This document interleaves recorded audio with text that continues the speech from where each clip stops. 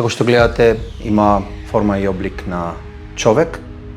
Тоа е неопходно, бидејќи идентитетот кој му е зададен,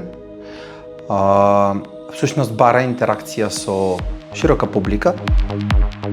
Името го доби символично по македонскиот рудник, бидејќи како што Алшар представува раритет во светот за лорандитот, така и роботот Алшар треба да биде трезор за содржини кои ќе бидат уникатни на светско ниво. Она што Алшар ќе го произведе и ќе го пушти да биде слушнат од публиката, ќе биде создадено во реално време со интеракција со истата таа публика.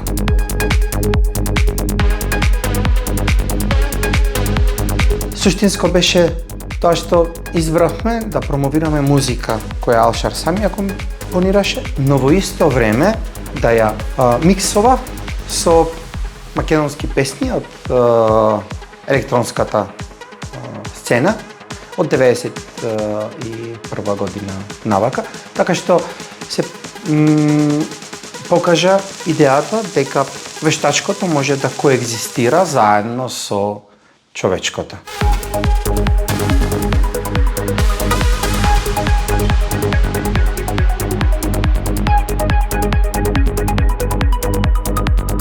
Имаме кластер на сензори, ултразвучни сензори, proximity инфраред сензори кои детектираат објекти во близина, исто така термална камера која може да идентификува живи објекти, живи организми, луѓе, миленичиња со цел да не ги повреди.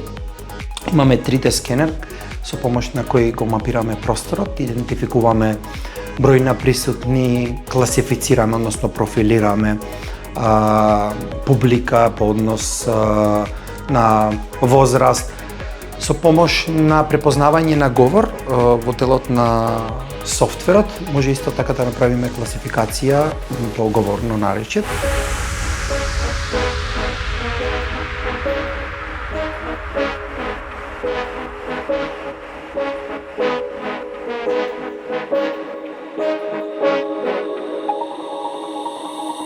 Едниот се користи за од надворешните компјутери се користи за координација на групата и фина моторика на различни делови од телото, а другиот компјутер е ангажиран за интеракција, односно обработка на податоците и генерирање на музика со помош на вештачка интелигенција.